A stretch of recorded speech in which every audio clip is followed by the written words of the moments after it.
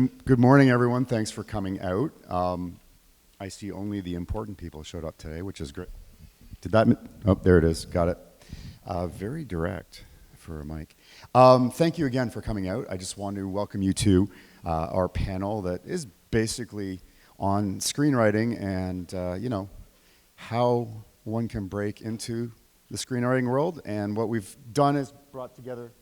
Oh, hey, thank you. We brought together a panel of individuals who have each had a unique, a different approach to breaking into the industry as a writer. And so what I'd like to do is basically introduce you very briefly. I'll give names and then I'll let each of them tell you a little bit about sort of how they got into the business and what inspired them to become writers. And play in this crazy industry that we're in. So at the far end, we have Courtney McAllister, Terrance Odette. Terry or Terrance? What do you? I know it's Terrance officially. I'm getting paid for this, right? Yeah, sure. So it's Terrance. That's the difference. Okay, Terry and I have known each other for a while, so he likes to joke with me. We have Samantha Driscoll-Way, and we have Joe Favalaro. So what we have is writer, literary agent, writer. And with that, I would really like to start down with Courtney and tell us a little bit about how you got to, briefly, to this point in your career. Yeah, totally. Hi, everyone. Thanks for coming out. So my very first job was as a producer's assistant. And that production company that I started at, I was there for a little over 6 years. In my time there, I was shortly promoted to head of development because that's what I responded to. The thing that I was best at was doing coverage, so reading scripts, providing creative feedback, things like that. So my boss identified that and was like, well, kind of seems like this might be a natural fit, and we are looking for someone in that role. So I started to do that, and then the pandemic happened and we were not shooting anything, trying to find what we were going to do next. It turned into, what's going to be like something we can bank on that will sell afterwards. That turned into made-for-TV movies, so like the Hallmark romance, love stories, that sort of genre. So at the time, they were like, who do we know who could do this for cheap? So that was me, because my goal was really always to write. And so I got my first opportunity that way. There was a lot of learning curves and lessons that were awesome, great. I still hold them to this day. And then that very quickly turned into, I was a bit of a writing machine, and we made, now 5 years later, not solely with that company, but then that opened up many other doors, but I think eight movies now. That's my story in a nutshell. That's excellent. Thank you. All right, let's move on to Terrance. Hi. Some of you, I know a number of you here, so you get to hear this story again. But I started off in the 80s, living in Kitchener, growing up there, doing playing in bands, writing, recording, that kind of thing, and it led to the 80s and the music videos, which led me to start making music videos. The music videos, my own personal music videos I made for my stuff really didn't go anywhere, but the stuff I was making for other people went somewhere. So I realized very quickly that I actually really liked making film, working in film production, doing that more than I did music. I just did, and I just felt very confident right away in what I was doing music videos. That led me to start thinking, watching, at the time, watching more and more, particularly what we call foreign films, a lot of Bergman, a lot of the classics, a lot of the Italian neorealists, that stuff, watching all those kinds of films and enjoying film a lot and realizing maybe I could do that. That led me on my Atari 1080 ST to learn how to type. And with that, read Sid Field's Screenwriting, which was, I think, really, like we're talking late 80s, probably one of the only screenplay books that I could find in Kitchener, Waterloo, in any of the bookstores or even in Toronto. Read that and kind of went from there to think I want to write my own screenplay. I think writing for me was so that I could get a film made. It was like if I didn't know how to find a screenplay. I didn't know anybody else in Kitchener who wanted to be a filmmaker and write. I just probably if I would have looked harder. So it wasn't like a community. I remember at that time, you have to remember, it made no sense to have a film industry outside Toronto, Vancouver, LA, Montreal, because there was this thing missing. It's called Kodak, and it was this big building that had all the film, and in town they had the processing. And so there was no point there was no film industry outside of those big centers. And so writing my own screenplays led me to watch a lot more film and to understand it. So I really kind of went at it without much of a collective or a group around me or people. I didn't have the same kind of in the industry. I just sort of had to make it up as I went. And that's really how it went. And I became fairly successful making music videos in the 90s, moved to Toronto. And that led me into production, which then led me to meet producers and meet people. And that's really how I write. I feel that I am a writer-director. For me, writing is as important as directing the film. I really just feel a connection doing that. So that's where I come from. Awesome. We're gonna jump over Sam for a second and go to Joe, and we'll return to Sam after. Hi. Is it working? Okay. I started out as thinking I was going to be a journalist, and then I went to Sheridan and dropped out of there, thinking I was going to become the next great Canadian novelist, and spent a couple of years writing novels. I moved to Australia in 2018, 2019, and out of the personal wreckage of that trip, I came back in the pandemic needing something new to do. So I kind of pivoted to screenwriting because I had no other expression. So I went to Toronto Film School.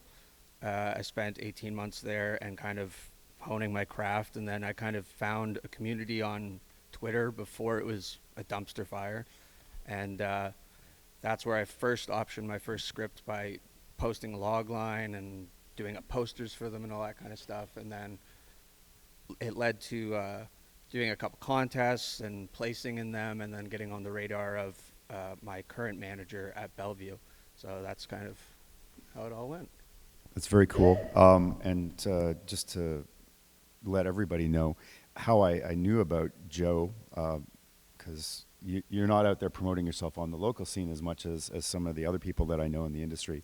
But I literally got an email saying, this week's recommended scripts on the blacklist. And so I looked this guy up, and I'm like, oh, he lives in Hamilton, or Hamilton area. I was like, okay, that's crazy. So we're going to talk a little bit about the blacklist and your scripts in a minute. Let's move over to Sam. So Sam, you're not a writer, but work with. So how'd you get started in the business? And great question. Yeah. So I, in my undergrad, studied drama and theater, and I took a playwriting class, and I did write a script, and my professor said, this is not a play, this is a TV show. And I said, oh, I kind of forgot that that's a whole industry in and of itself, and sort of, pivoted the direction that I was looking to, look into for my career. So I did a TV writing and producing program at Humber. Through that led me to connecting with the agency where I work now. I started, we're a super small team. So when we started, it was just the three of us. And I started as the assistant, and over the last 10 years have sort of worked my way up. And I am now an agent at the agency. Working with writers, I realize I am not a writer, but I love to work with writers. So that's kind of how it all came to be for me. now, are you more than a literary agent? Like, do you work with like producers, directors, other types as well? Yeah, so we're primarily a literary agency. So I would say the vast majority of our clients are writers. And then we have some multi-hyphenates. So writer-directors, writer-producers. Okay. And can you just mention the name of the agency? Sure, I work for the Jennifer Hollier Agency in Toronto. All right, and thank you for making the trip in today. We really appreciate it. Yeah, happy to be All here. right, so everybody, that is your panel. As you can see, each of them have their own unique way into the business, which, as you work in this business, you realize everybody has their own origin story, and they're all very unique and interesting. So what I wanted to talk about is a little bit deeper dive into sort of your first breaks. So, Courtney, you were mentioning that you were, there developing, and then COVID came along. Is that what I was hearing? And that was your Yes. first opportunity into the writing side of it in that respect? I actually forgot to mention that prior to COVID, my very first opportunity was a horror movie, which is way more what I watch typically. But yeah, it was. A producer had come in and share the story with us. We have a little bit of time. Go ahead. Yes, diversified palette. But yeah, a producer had come in with this property, a short film that he was like, I think this has something. We could turn this into a feature film. Again, though, like we have a director. The director is really strong of the short, but we don't have a writer. Like who could we possibly? So that was actually my very first opportunity, and it was pre-COVID, which was so much fun. Producer over there sitting, Chris Drew. But yeah, so that was the first real opportunity. A lot of lessons learned, and then we shot a bunch of other movies that were not mine. And once COVID hit, though, I think that was a real pivot in the production company that I was working at. It was really like, the world does not feel safe. What is a safe, something we can bank on in terms of content. And so, yes, at that point, it was fun to sort of pitch ideas from scratch. That's how that happened. So, romance movies, Christmas movies, feel good. Yeah. Things. The warm and fuzzies. Yeah. I do believe that was the era of Ted Lasso, and everybody wants to watch something fun and interesting. Yeah. So not Comfort depressing food. and dark. Okay. Yeah. One other quick question for you then. When you left your position as head of development, and you said you've done stuff with other companies. How did maybe that first project come about? Outside of your development role. Yeah, I mean, listen, I recognize that having worked in development for 6 years, I had a Rolodex of people to reach out to. So those were the people I was reaching out to, other people that were doing similar things. So there were a couple different companies one Australian company, actually. So it was so funny. It's shot in Australia, but they hired an American actor and an Australian to do an American accent. Like they were trying to make it American and then also make it Christmas. So in Australia, but so anyways, I was like, you guys should just shoot it here. But whatever, you do you. So yeah, an Australian company, and then there was another company, Neshama, in Toronto, based out of Toronto. So they do similar stuff. So you're just reaching out to them and pitching ideas and basically keeping in contact and saying like, hey. Okay. All right. Would you consider little old me? Cool. So, yeah. Excellent. So Terry, what would you? Again, you're very DIY, right? Like, hey, I want to direct it, so I'm going to write it, and then I'm going to find the team to put it together. So maybe tell us a little bit about your first feature and how it came together. Well, I mean, the DIY thing isn't necessarily something I think that you might want to set out to do. It's like it would be nice if somebody, I've always kind of, I remember my second feature was more like that. It was more like getting money thrown at you, which was a once in a lifetime experience. I think with the first film, I just didn't know any better, so I knew that I had to push things and get going. And it was music videos that directly led me. I specialized in country music videos in Canada, so I would pop around a lot all around the country to do various country artists shooting music videos.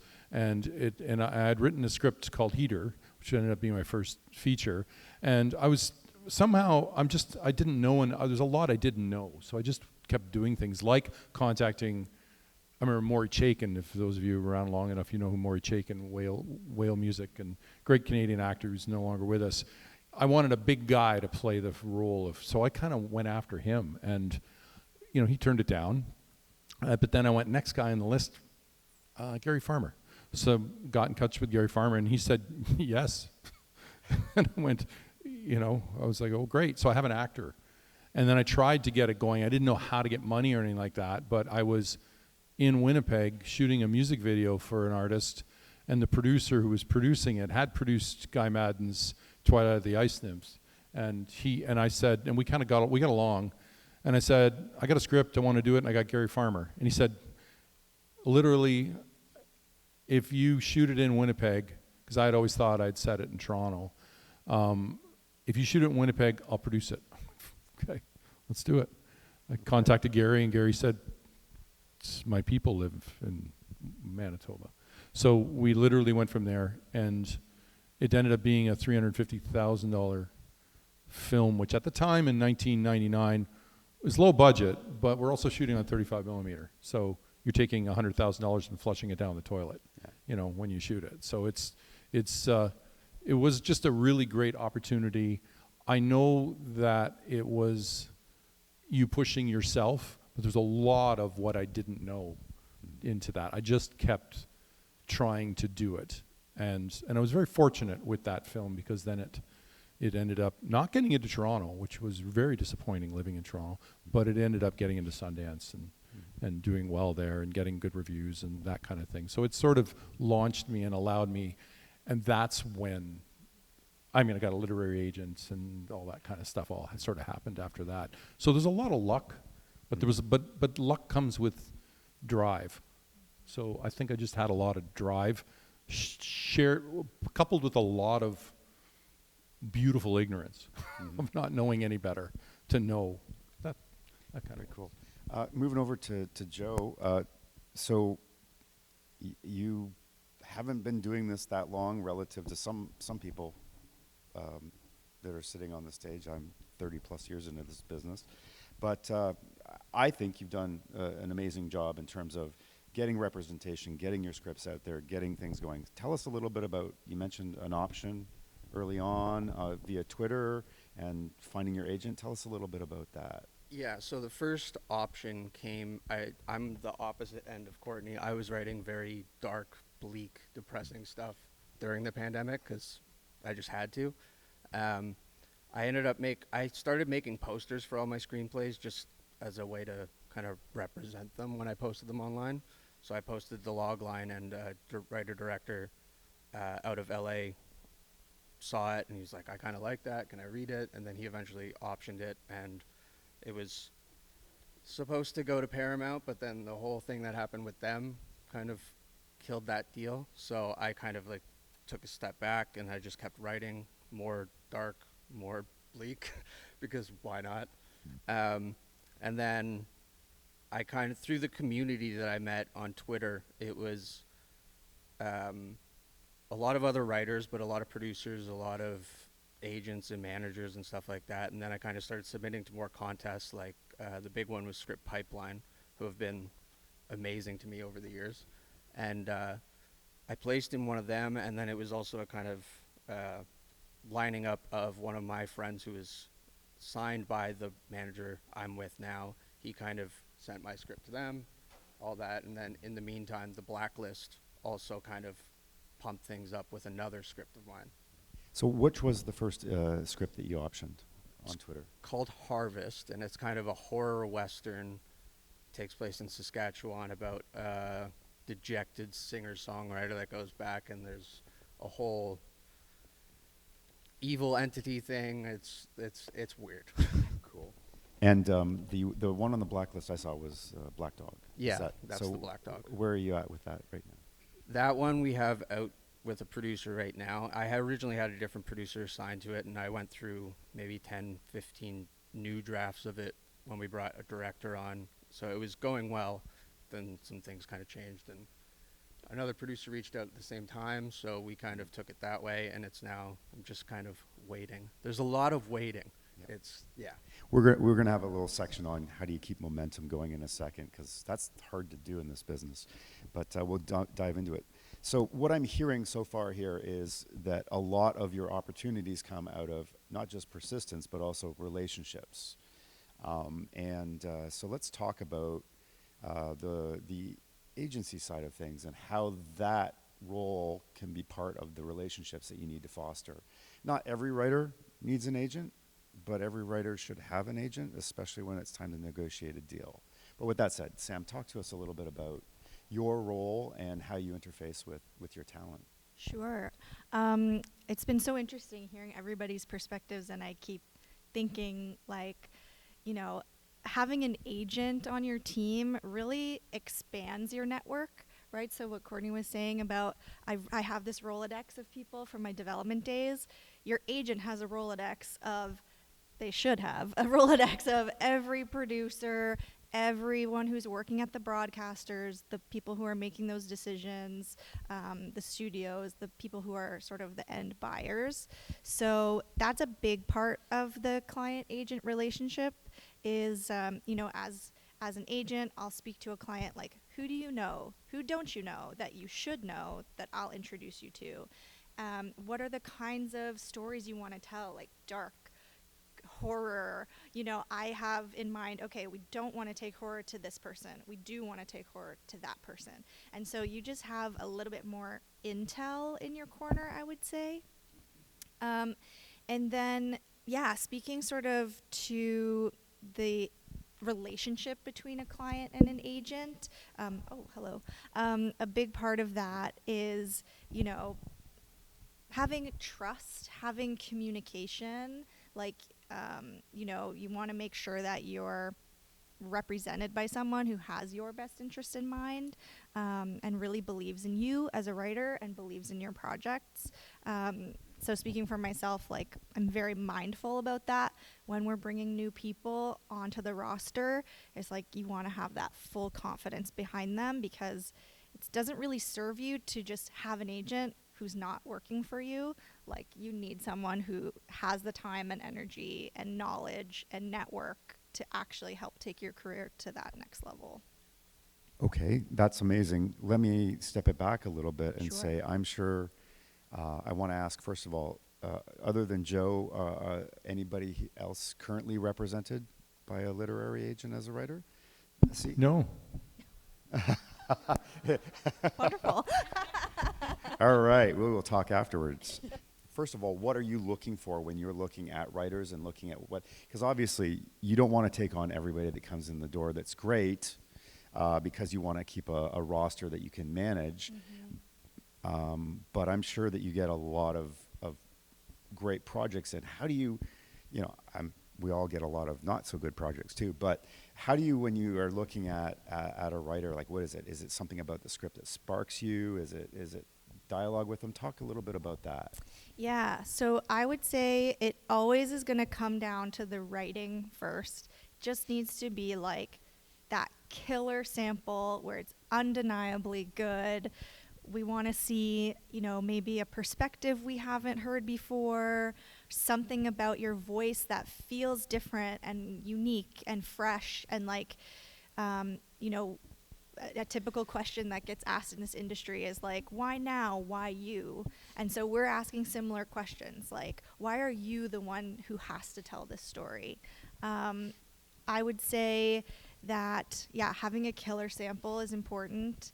I would say when we meet people, if we can see that they have the ambition and they're doing some of that legwork on their own, like, you know, taking meetings, really trying to build out their network. Say, you know, we just signed clients recently who had gone through a program called the Pacific Screenwriting Program in Vancouver. Through that, they would meet, you know, some other industry professionals, taking advantage of those opportunities, send your script to those industry professionals. And then that's sort of a bit of a vetting process. So if a producer comes to us and says, hey, we really loved this script we just read from these emerging writers, but they're not repped, like, we will take that kind of recommendation very seriously.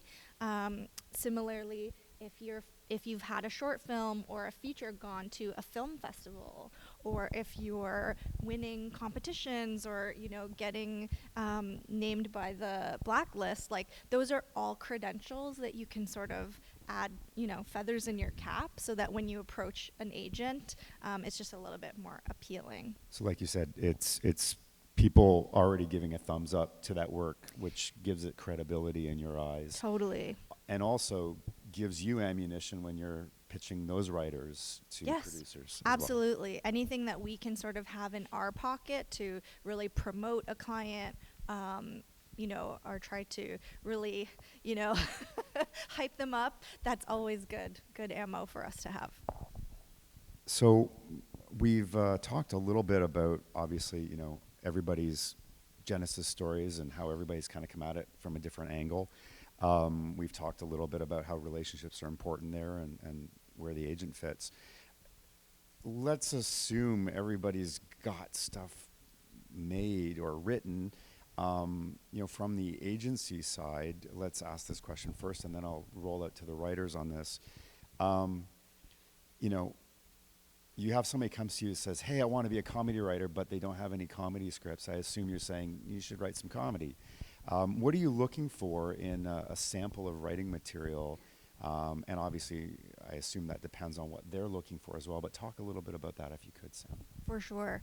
So we always will recommend, write in the genre you want to be working in. If you're a horror lover and you want to write horror movies, you should have a ton of horror scripts in your back pocket. If you want to be in the rom-com space, if you want to be in the comedy space, again, it's challenging for an agent to pitch you if you don't have the right sample.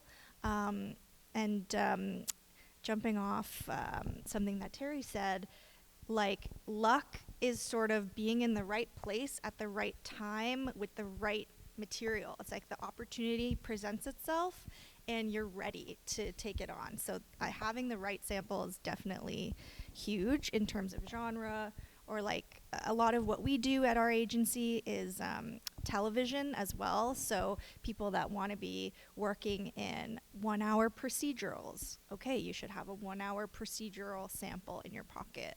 Whether it's a spec script of an existing show, or even better, an original idea that you've developed into a script. Right.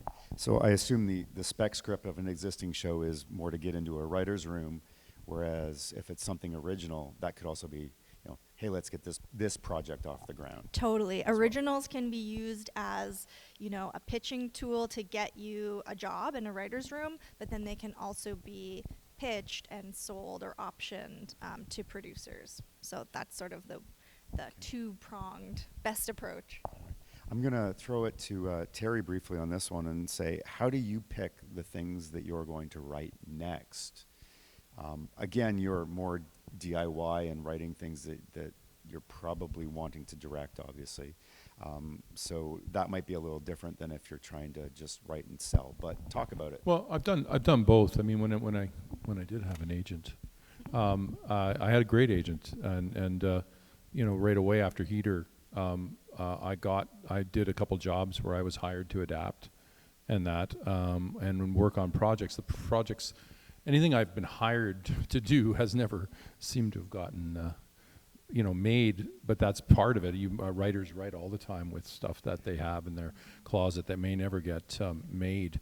But I always have my projects myself that I want to make, but that's not always the case. And directly with you, Jeff, it's like, Yeah. Both. Well, the one project that you've optioned, Jeff's optioned two of my scripts. One of which I won't direct, one I will direct, and that was the whole plan along that. I had that and had the intention of making that myself, and it just went through different producers and went along the way and just managed to never kind of get made. So I think for me, I write very much like the director. So for me, I look at it as me making it. But I've also realized in some of the projects that I've let go, like even to the projects with you, that I can get the great fulfillment in writing the story. That I'm going to let someone else take it to the next level and make it a visual vision. But I'll try and manipulate as much as I can so I can't fuck it up. But it's definitely. I think it's just that's how I was born. It's kind of like you learn how to swim a certain way, you swim a certain way, and that's really so. What I look for, it's what's something that strikes me in the world. I'm fascinated by what people do and why somebody does something. It's just, I think it's my voice is that. My voice is interest in looking at something that nobody else is looking at and trying to tell a story with it. So Let's move over to Courtney. So, what kinds of things are you working on now, and what inspires your next? You know, is it somebody that comes to you and says, "I need a new rom-com, and here's what we want to do with it"? Is it you're writing your own specs? What's up with you right now? And Yeah, it's a variety for sure. I've done rewrites. I've ghostwritten. Sometimes the pitch comes to me. Sometimes I pitch. Sometimes it's a full script already, right? Like, so yeah, it's runs the gamut. I think the made-for-TV movie space has been really like a lucrative, more of an opportunistic thing for me than, say, like a passion project, which is much more in the horror space, interestingly. So yes, a big dichotomy there. But like when I had left my role in development, really the largest part that motivated that was like, I don't have the time or the energy to focus on the things that I really want to be doing, and a bit of like recentering myself. What do I want to do? So I took several months to focus on a horror script. So that's the thing that I'm working a lot on. It's tough though, because to Sam's earlier point, right? Like with an agent or even with the world at large, it's like, well, what's your identity as a writer, and what is the space that you play in? And in many ways, actually, when I was working at the production company, there was a writer-director who had they'd done like 30 Christmas movies, and they had this amazing horror script. And they're like, nobody wants to produce this because they just see me as the Christmas guy or whatever, right? But it was really like a knockout story that I was like, that's such a shame, and it reads so well, like we would love to do it. So we did it. Anything for Jackson? Yeah, anything for Jackson, exactly. And so we ended up making it. And it then went to Fantasia and sold to Shudder, and like Patton Oswalt was tweeting about it, so it blew up. So it's like, you just never know, too. Like, it's nobody wanted to take a chance until we came along. So yeah, I don't know. Maybe something like that lies in my future, but. But if you would prefer the horror space. Yeah, yes, I would say. But rom-com pays the bills, or helps to pay Yeah, the bills? pretty much. All right, yes. okay. We now own a house. Thank you, rom-coms. So Joe, for you, obviously you were saying a lot of dark material during COVID. Is that the realm you play in, and what inspires you to tell the next story? Where do you get your inspiration from? All my personal torment. That's usually where it comes from. Oh, you're also a musician as well, right? Yeah. So, Yeah. So I've always found for me that the more local you get, the more universal things can become. So I filter everything through my experience of existence and the horror of that. So just finding a way to build that and take from everything I know, but bringing it to a more wide audience, I guess. And sometimes I do that successfully, sometimes, most of the time, not. But yeah, it's all just personal therapy for me. Like if Paul Schrader and Ari Aster had a baby, it would be me. I've read 4 or 5 of your scripts. I would agree with that. Yeah. I'm very sad.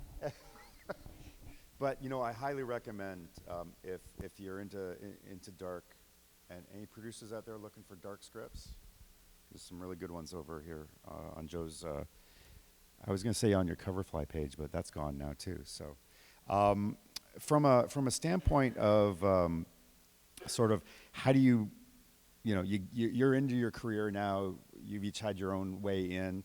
How do you keep the momentum going? And from Sam's perspective on this as well, like how do you work with your clients to keep momentum going? Because as we all know, this is a business of hurry up and wait when you're on set, but it's also a right. Okay, now go away while we try to figure out what to do with your script, right? So there are long periods of time. How does one keep the momentum going? And let's start with Sam on that. Okay. So in this industry, we call it development hell. When you have a project set up for development, and sometimes it takes a year, 2 years, 3 years for anything to happen, and worst case scenario, the buyer says, we are not going to greenlight it. And you're like, okay, cool, back to square one, fabulous. I would say,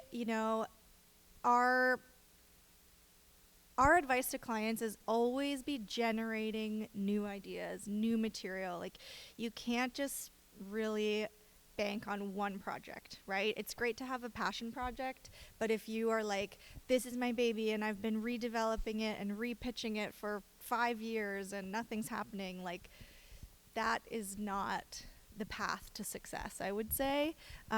So our advice is always like, continue developing new material.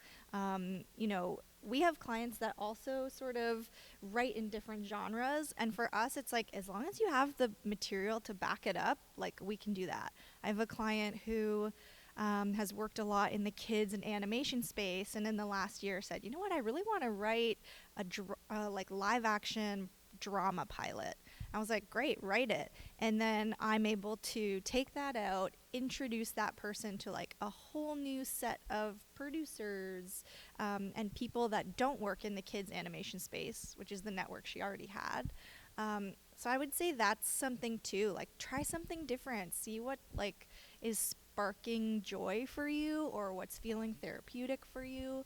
But yeah, as a writer, like, you should be writing and it should feel good, and you should keep doing it. And that's my advice. All right, let's move over to Courtney. How do you keep your momentum going? Yeah, it's interesting because being in a creative role and then trying to monetize this path also, there's like a constant push and pull of like, how am I going to pay the bills?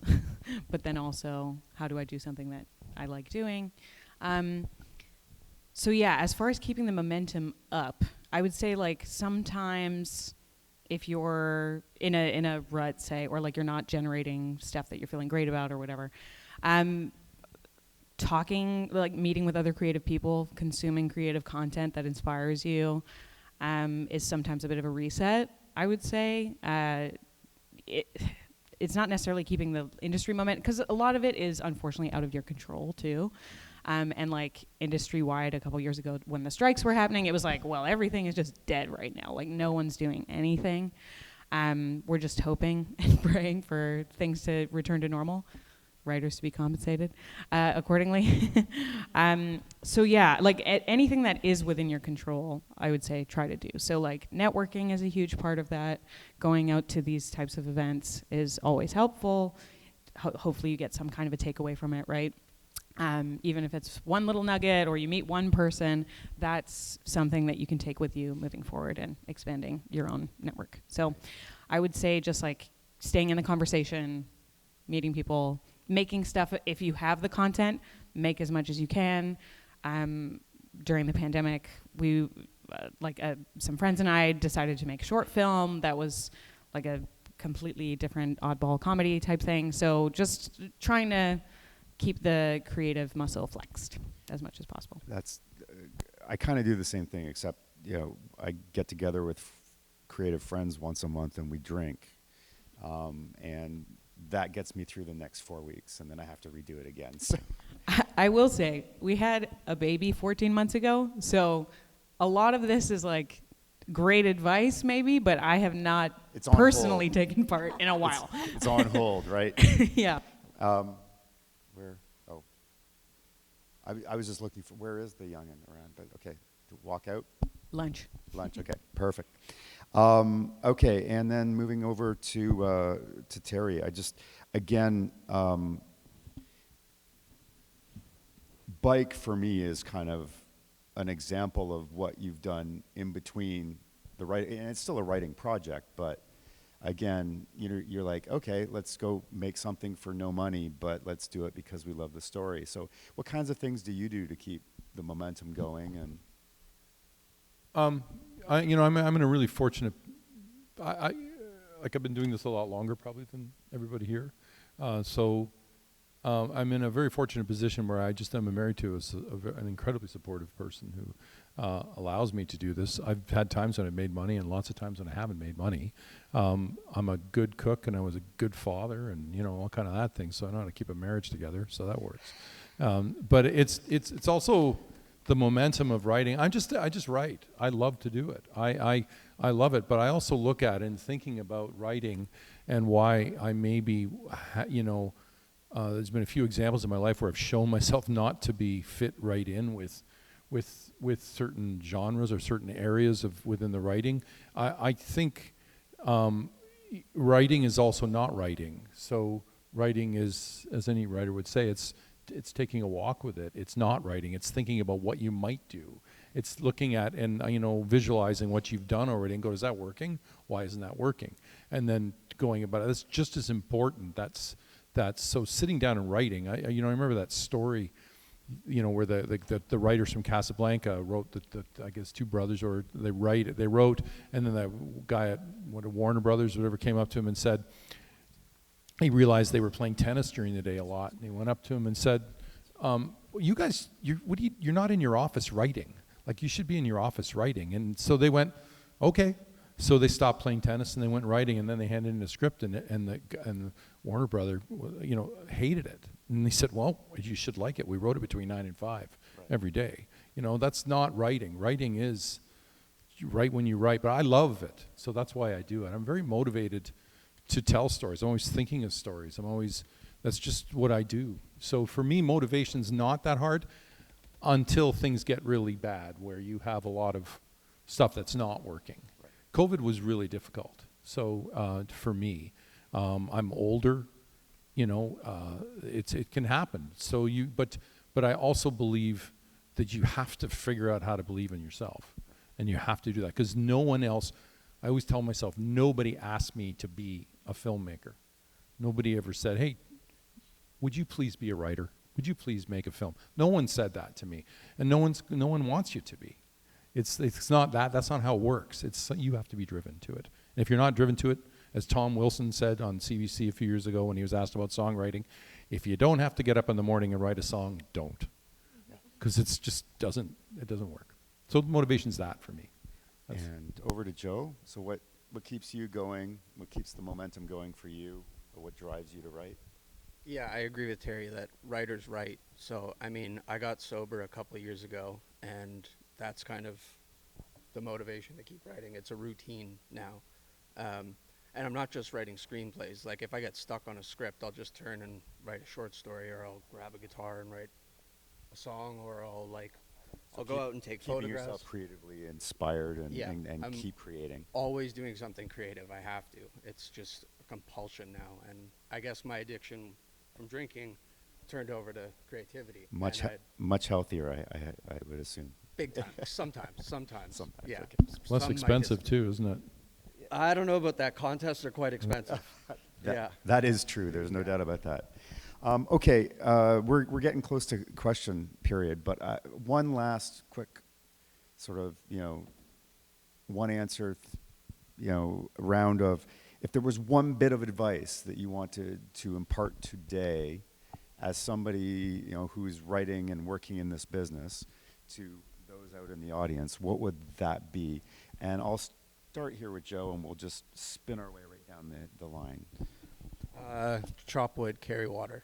It's a Zen proverb. I've got it tattooed on my hand. It's all about falling in love with the process and just being focused on the right now. Like, the only thing that matters is that you're doing something and you're creating something, and everything else out there is out of your control. The only thing that matters is what you make. Right. So what's on that page in front of you? Boom. Sam? I would say to try and disentangle rejection from, a feeling of personal failure. Like, in this business, you are going to get rejected 9 times out of 10. And I think it's the people who are able and have the resilience and the self-esteem to know, this doesn't mean I'm a bad writer, or this doesn't mean my voice isn't worth being heard. So yeah, just really trying to be solid and knowing your own value and trying to be a bit tough in the face of rejection. To add to that from my perspective, because I think that's really, really important to keep the spirits up for a creative, because you get a lot of rejection, is I say a no isn't a no, it's a not now. And what I mean by that is that, you know, it might not be the right producer in the right genre at the right time for that project. That doesn't mean that that script is not going to, you know, be wanted later on down the line by somebody, somewhere, somehow. So you just have to be persistent and not get ground down by the no's. Terry, piece of advice? I loved when Joe said writer's right. That's really the key of, you know, painter's paint, knitter's knit. You know, it's like any creative process you do. I think the rejection thing, which seems to be a theme, you know, running through, it's we all get hit with rejection, and I think you should take, you know, you try and look at failure in itself as an opportunity. You should have learned something from it, and it might be don't go back to that guy again. That could be, Right. you know, as easy as that. But I really think that you just have to find some way, if you really believe it, to keep going, and also believe that there's things that you can learn from it, but also know when you're right about something and just stick with it. But you know, like don't take too long, but when you get a note back on your writing, if you get one note and you get the similar note but they're not saying the same thing and it comes from a different type of person, maybe they have something that you're not doing, that they're kind of, and then you should look at it. But you don't have to do what they're saying. Well, you don't have to do what they're saying. You can just do it. Can we talk the about other way. that for 2 quick seconds? Yeah. So Terry and I, as you said, we're working on a couple of projects together, and I give lots of notes. And Terry has found a very good way to find the spirit of the note, right? To know what it is that I'm saying, and not necessarily agree with the direction I think it needs to go, but always comes back with a, well, what if we did it this way? And I'm like, oh, okay. Again, a note isn't your script is bad, your script is wrong, it needs to be this. Stand firm as a creative and defend your position, or find a way to make that note work in a way that you believe it is good for your project. And in a collaborative way. Yes. Like you definitely, you didn't say something to me because you just needed to say something. You said something because something hit you. Yeah. And so, and then of course your brain creatively is going to find some solution, and then you're going like, okay, and then you find your own way of doing it. What am I comfortable with? And that's good. That keeps your voice intact. That's good. Courtney. Yeah, Advice? the note behind the note is what I've always called that. Yeah. Yeah, it's interesting. As far as advice goes, I feel like, as you'll see from this panel even, there's really no one way to do it. And so that's the thing I would keep in mind.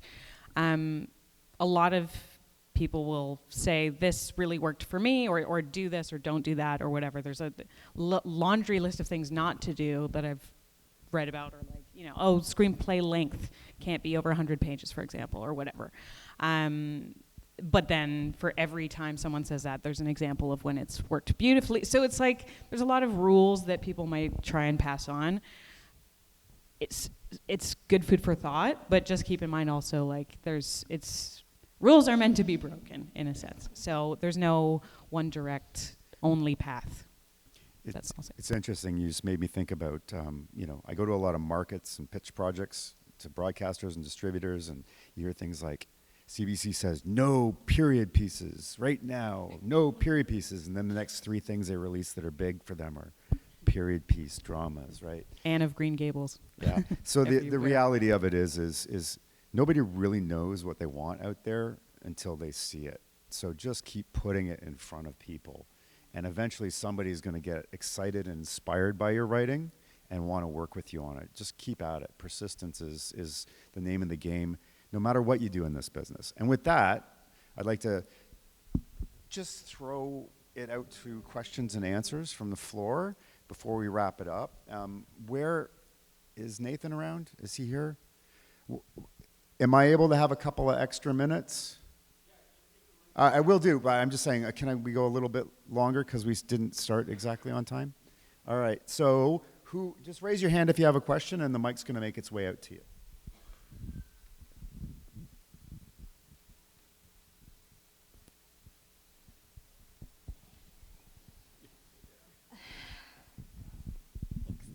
Hi, this is a question for Sam. I'm curious regarding samples. We were just talking about period pieces.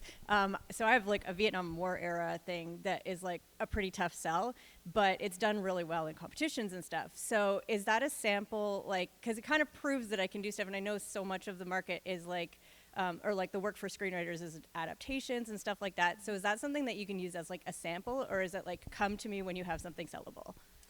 What a great question. I think it really depends. Like, if you have a period drama feature film sample, that's great. If an opportunity comes up to adapt, a book or another piece of IP that's sort of in the same era, that might not be the best sample to pitch you for like a half-hour sitcom, for example. So I would say yes and no. It kind of depends. Like, we'll never see something and say like, this is useless, we can't do anything with this. But sometimes we do have to be strategic and say like, okay, this kind of sample is going to work for these kinds of opportunities. And if those kinds of opportunities are more rare, then maybe it's not like something we can use all the time. But if it's a great piece of writing, especially if you're seeking representation and you feel like this is the strongest example of like my voice and my abilities and the types of stories I like to tell, like you can always use that to submit to an agency or a manager. Yeah, you're welcome.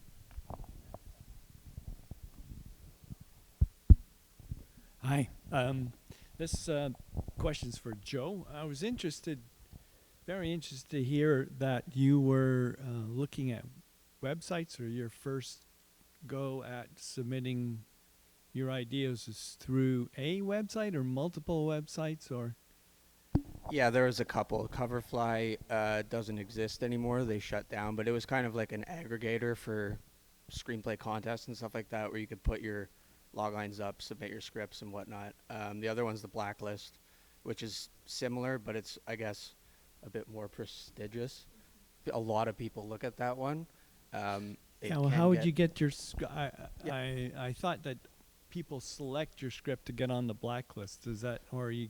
Yeah, there's two separate versions. The Blacklist is that yearly one where producers and in Hollywood are selecting that script, but the website is you can put it up there for I think $100 or something like that and get it reviewed. And then if you get, I think, above an 8 or something like that, it'll send out a industry-wide email type thing. So they're two separate things. They don't really do a good job at distinguishing for everybody, but yeah, they're two separate ones.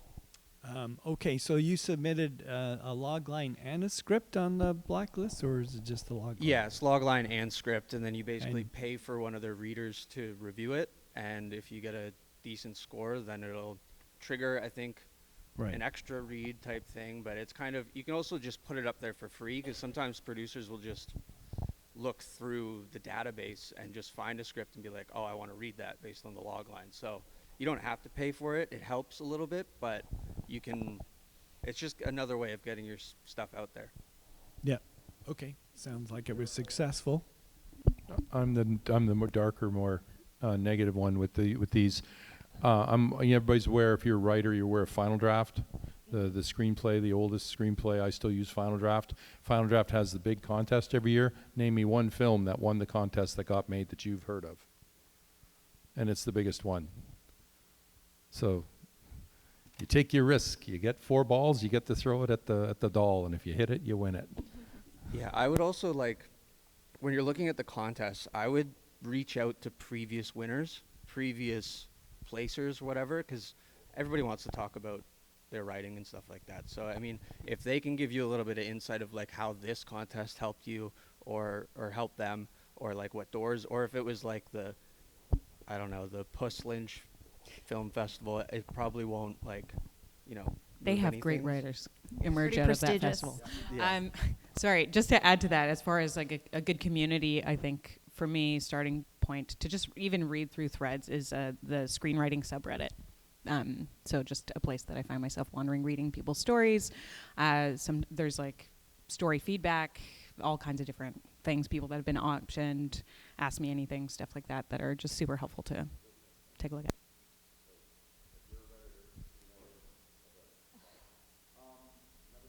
Yes. I have a question for whoever wants to answer it. I have a lot of ideas and only so much time. Would you recommend just writing summaries and pitching those, or writing a full first draft, or keep working on it until you think it's perfect? What's the best strategy? Sure. So I can speak to, when a client comes to me and they say, oh, I have a whole bunch of ideas percolating and I don't know what to focus on next.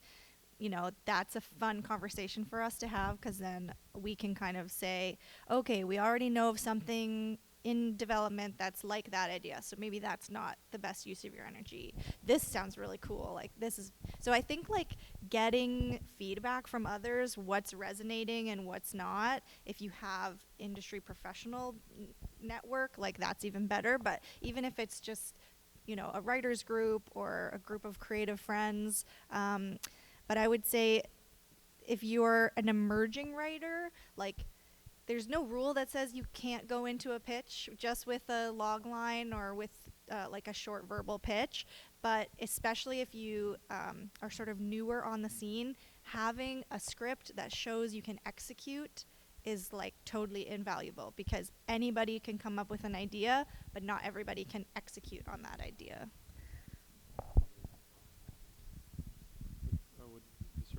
This reminds me of a film distributor that I know who said, and it applies to that, where opinions are like assholes. Everybody has one.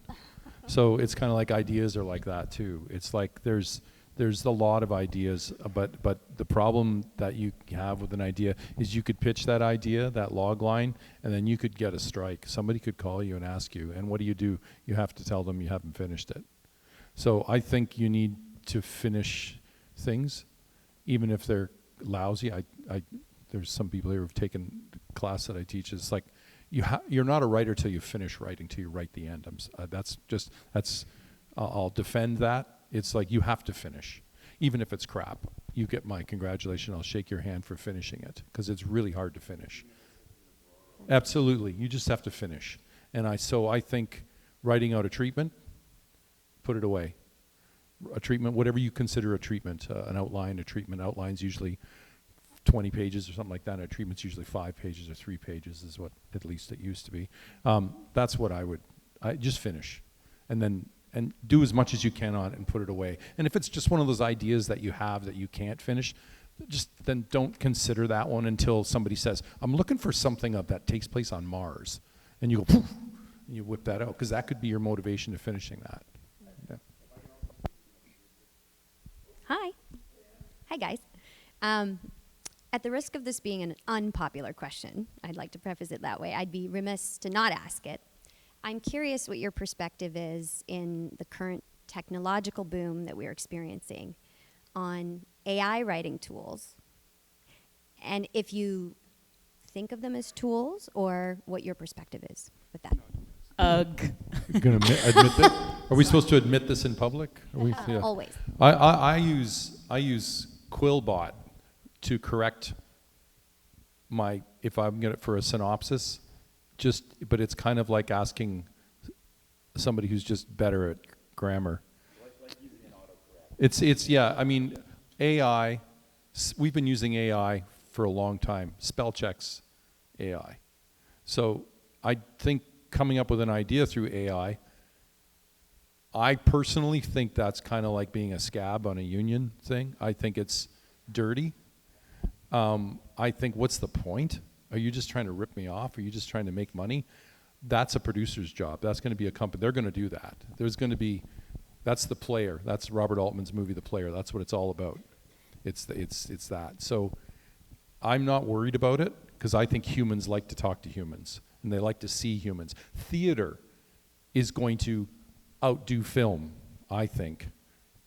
Could be wrong. Will outlive theater, will outlive film, because it can't be AI'd. Because it's humans you're watching on a stage that is unbelievably doesn't look like the desert it's supposed to take place in. So I think it's about human contact, so I'm not afraid of it. I am very afraid of it. Conversely, I'm very afraid. Whoa, sorry. Scream how scared I am. In terms of idea generation, I think it's like a ChatGPT, for instance. If you're trying to get ideas jogged, it's basically more of like a plagiarism tool than anything, because it's pulling from everything that already exists. It's not generating new content, really. And so that is where it becomes tricky. I feel like we could do a whole panel on AI, honestly. Yeah.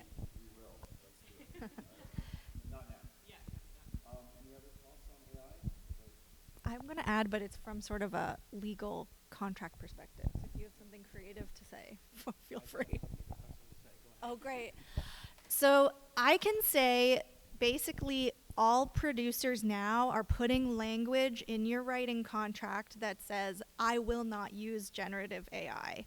Sort of going off what Jeff said before with ideas are not copyrightable. There's a huge conversation right now about copyright and AI generated material. So I would say it's just risky. You're 100% going to sign a contract that says you have not used it, so you should not use it.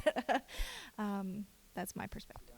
Yeah, so I really like how Joe said to keep your writing local. That's sort of like a cliche too, right? Writers write what they know. So I was wondering from the writers here, like, how much of yourself do you really put into your work? Are there any boundaries that you might have when it comes to that? And then a second thought that's just coming to me now, hold on, bear with me. A trend that I've noticed in a lot of modern content is it seems whoever was writing these things didn't necessarily have a life, from what I'm getting at. It seems a lot of the writers that write some modern stuff just watched a lot of movies and reappropriated stuff into these scripts.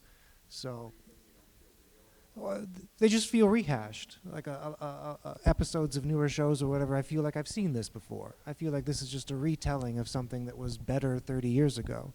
And these are from writers that lived lives, writers that fought in wars, writers that actually had experiences. That's a tangent thought I'm just going on now. So just, what barriers or personal, how much of yourself do you put into your work, and what limits do you have on that? When writing, I write a lot about, I don't write about myself. That's actually one of the things I never want to do. I never want to make a biopic or anything like that. But you're bound to write up. I write what I know, and what I know is my reactions to meeting other people and the other people that I know. So that comes into it. And I certainly use things from my own life, because maybe I did something that a certain way, like when I was a child, a certain chocolate bar I ate or something, something as banal as that. I put that into my experience, my life, my relationship with my mother, whatever. Like, you can pick up aspects of that. I see parts of characters, parts of me and all the characters in that. For the last question, that's just business. There's just a lot of banal films out there, and I feel that greatly. I feel like a lot of films right now I'm seeing out that are coming out, and I'm at the Playhouse a lot, are they banal? I'd rather go watch an old movie where they, an old rom-com than I would watch a new rom-com. They're just kind of rehashed, but that's got nothing to do with not good ideas around. That has to do with those films getting made. That's really all. Yeah, I was going to say I would attribute that not entirely on the writer, but more on the producer and like what it is that they're wanting to make. Like original content, even like original IP is just like not.